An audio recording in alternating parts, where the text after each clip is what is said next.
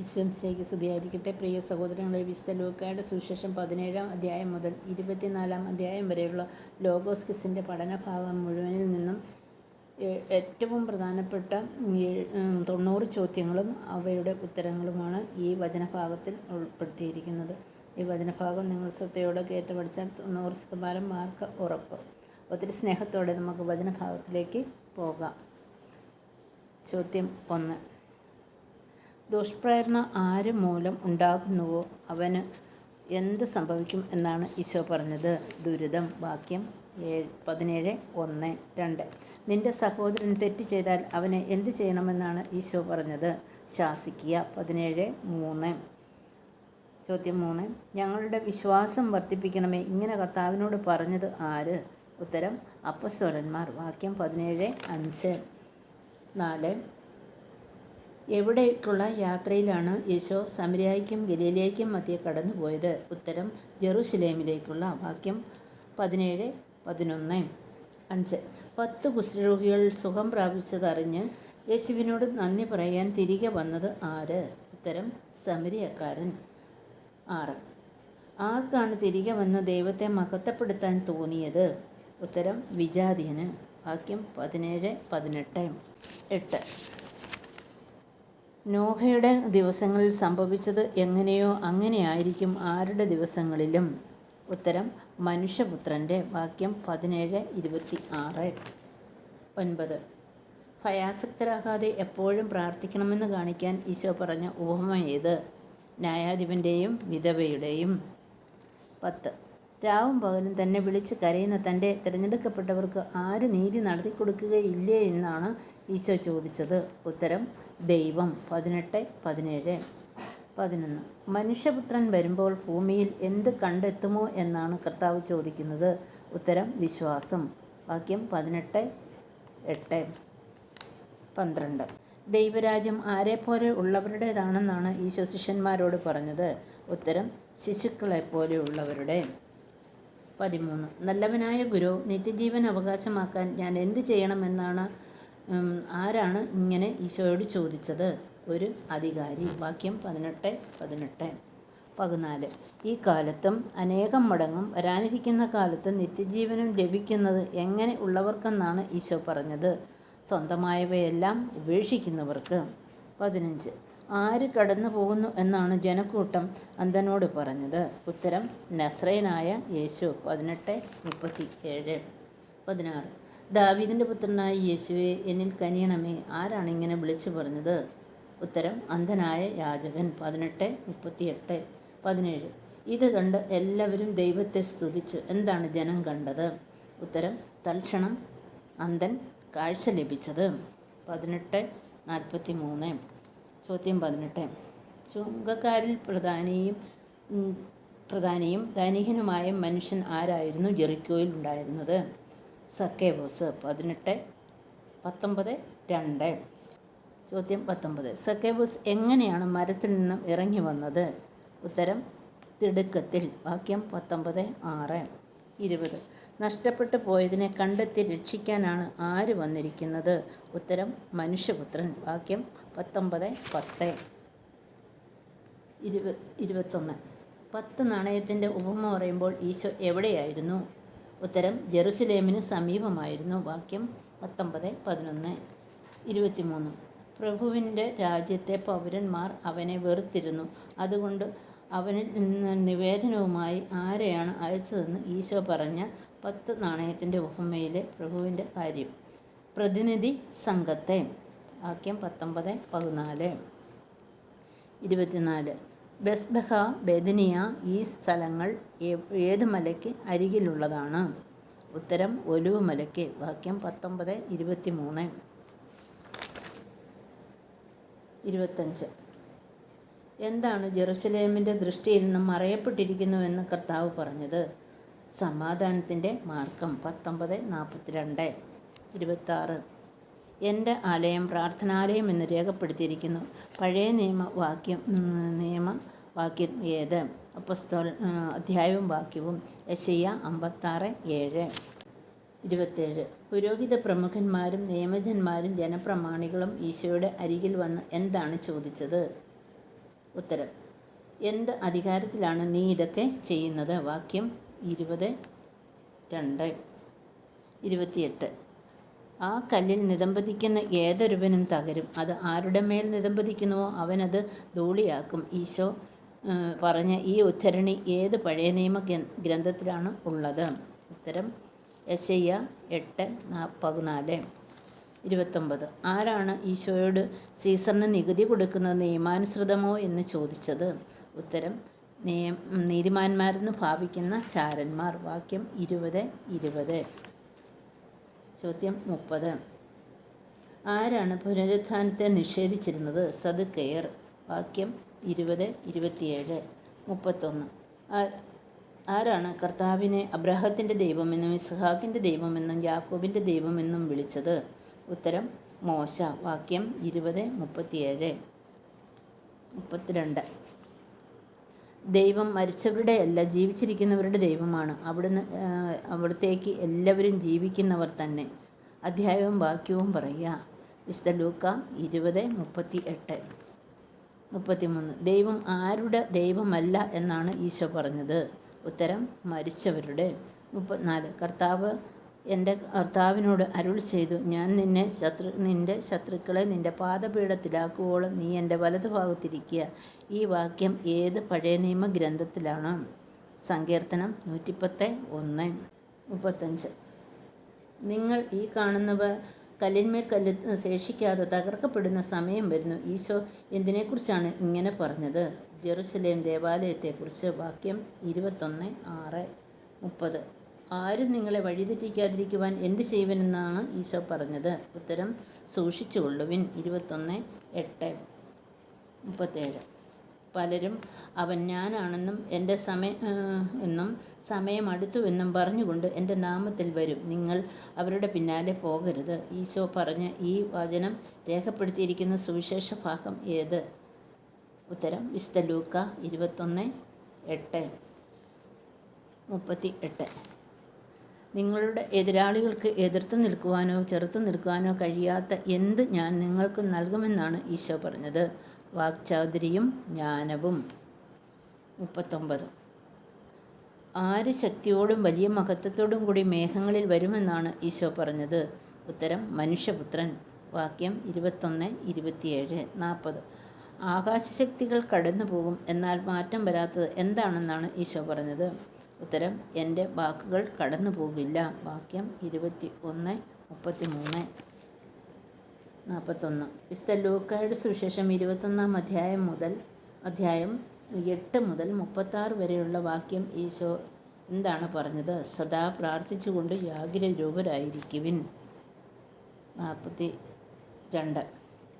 എന്തെല്ലാം കടന്നു പോയാലും ആണ് വചനം കടന്നു പോകാത്തത്? ഉത്തരം: ആകാശവും ഭൂമിയും. വാക്യം 21:33. ചോദ്യം 43. ഈശോയുടെ ശിഷ്യന്മാരിൽ ആരാണ് യഹൂദൻ? യൂദാസ്. 44. മറ്റ് ശിഷ്യന്മാരെല്ലാം എവിടെ ഉള്ളവരാണ്? ഗലീലിയ. 45. പെസഹ എന്തിൻ്റെ ഓർമ്മയാണ്? ഇസ്രായേൽക്കാരെ ഈജിപ്തിൽ നിന്നും മോചിപ്പിച്ചതിൻ്റെ. 44. പുളിപ്പില്ലാത്ത അപ്പത്തിൻ്റെ ആഘോഷം എന്തിനെ സൂചിപ്പിക്കുന്നു? വിളവെടുപ്പിനെ. 7. വീട്ടുടമസ്ഥൻ എന്ത് കാണിച്ചു തരുമെന്നാണ് ഈശോ പറഞ്ഞതെന്ന് വിശുദ്ധ ലൂക്ക 22:12 പറയുന്നത്? സജ്ജീകൃതമായ വലിയ മാളിക മുറി. 48. മഹാപുരോഹിതന്മാരും ശാസ്ത്രികളും ആരെയാണ് ഭയപ്പെട്ടിരുന്നത്? ജനത്തെ. 49. മഹാപുരോഹിതന്മാരും വേദശാസ്ത്രികളും ആരെയാണ് ഭയപ്പെടാതിരുന്നത്? ദൈവത്തെ. 50. തന്നെ ഒറ്റിക്കൊടുക്കാനിരിക്കുന്നവനെക്കുറിച്ച് ഈശോ എന്താണ് പറഞ്ഞത്? ആ മനുഷ്യന് ദുരിതം. 22:22. ചോദ്യം 52. ഈശോ നിൻ്റെ വിശ്വാസം ക്ഷയിക്കാതിരിക്കാൻ ഞാൻ നിനക്ക് വേണ്ടി പ്രാർത്ഥിക്കാമെന്ന് പറഞ്ഞത് ആരോട്? പത്രോസിനോട്. ആരെയാണ് സാത്താൻ ഗോതമ്പ് പോലെ പാറ്റാൻ ഉദമിച്ചുവെന്ന് വിശുദ്ധ ലൂക്ക 22:31 രേഖപ്പെടുത്തിയിരിക്കുന്നത്? ശിമയോനെ. 53.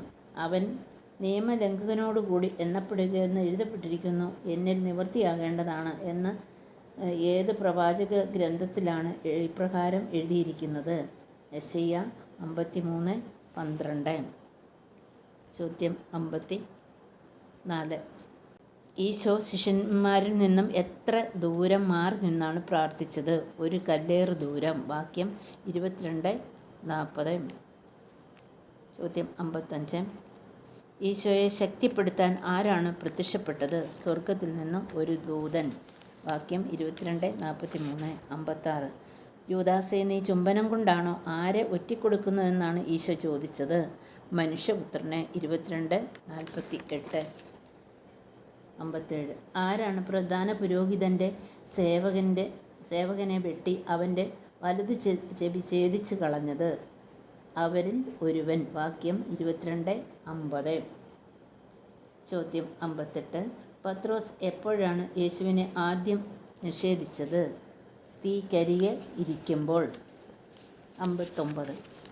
ആരാണ് യേശുവിനെ പരിഹസിക്കുകയും അടിക്കുകയും കണ്ണുകൾ മൂടിക്കെട്ടിക്കൊണ്ട് അടിച്ചതാരാണെന്ന് പ്രവചിക്കാൻ പറഞ്ഞത്? കാവൽക്കാർ. 22:63. 60. യേശുവിനെ എപ്പോഴാണ് ന്യായാധിപ സംഘത്തിൻ്റെ മുമ്പിൽ കൊണ്ടുവന്നത്? പ്രഭാതമായപ്പോൾ. 61. അവൻ്റെ നാവിൽ നിന്നും ഇപ്പോൾ തന്നെ അത് കേട്ടു കഴിഞ്ഞുവല്ലോ. മനുഷ്യപുത്രൻ ദൈവിക ശക്തിയുടെ വലതുഭാഗത്തിരിക്കും. ഏത് പഴയ നിയമ ഗ്രന്ഥത്തിലെ ഉദ്ധരണിയാണ് പൂർത്തിയായത്? സങ്കീർത്തനം 110:1. 62. യേശു ഗലീലയക്കാരനാണെന്ന് അറിഞ്ഞ് പീലാത്തോസ് യേശുവിനെ ആരുടെ അടുത്തേക്കാണ് അയച്ചത്? ഹെറോദോസിൻ്റെ. 63. യേശുവിൻ്റെ വിചാരണയോടുകൂടി ശത്രുതയിലായിരുന്ന ആരാണ് സ്നേഹിതന്മാരായത്? പീലാത്തോസും ഹെറോദോസും. 64. ആരാണ് യേശുവിൻ്റെ കുരിശ് ചുമക്കാൻ പടയാളികൾ ഏൽപ്പിച്ചത്? കിറേനക്കാരൻ ശിമയോനെ. 65. വിശുദ്ധ ലൂക്കായുടെ സുവിശേഷം 23:28 മുതൽ 33 വരെയുള്ള തിരുവചനം ഈശോ ആരോടാണ് പറഞ്ഞത്? ജെറുസലേം പുത്രിമാരോട്. 66. നീ ദൈവത്തിൻ്റെ ക്രിസ്തുവാണെങ്കിൽ, അവിടുത്തെ തിരഞ്ഞെടുക്കപ്പെട്ടവനാണെങ്കിൽ തന്നെ രക്ഷിക്കുക. ഇങ്ങനെ പറഞ്ഞ് ഈശോയെ പരിഹസിച്ചത് ആര്? പ്രമാണിമാർ. വാക്യം 23:35. 67. എന്താണ് യേശുവിൻ്റെ തലയ്ക്ക് മീതെ എഴുതിയ ലിഖിതം? ഇവൻ യഹൂദരുടെ രാജാവ്. വാക്യം 23:38. ചോദ്യം 68. യേശുവിൻ്റെ മരണം എത്രാം മണിക്കൂറായിരുന്നു? ഏകദേശം 6-ാം മണിക്കൂർ. വാക്യം 23:44. 69. എത്രാം മണിക്കൂർ വരെയാണ് ഭൂമിയിൽ അന്ധകാരം വ്യാപിച്ചത്? 9-ാം മണിക്കൂർ വരെ. 23:44. 70. ശതാധിപൻ ദൈവത്തെ സ്തുതിച്ചുകൊണ്ട് എന്താണ് പറഞ്ഞത്? ഈ മനുഷ്യൻ തീർച്ചയായും നീതിമാനായിരുന്നു. 23:47. 71. ജോസഫ് ഈശോയെ സംസ്കരിച്ചപ്പോൾ അവനോടൊപ്പം പോയി സംസ്കരിച്ചത് എങ്ങനെയെന്ന് കണ്ടത് ആര്? ഗലീലയിൽ നിന്നും ഈശോയ്ക്കൊപ്പം വന്ന സ്ത്രീകൾ. 23:55.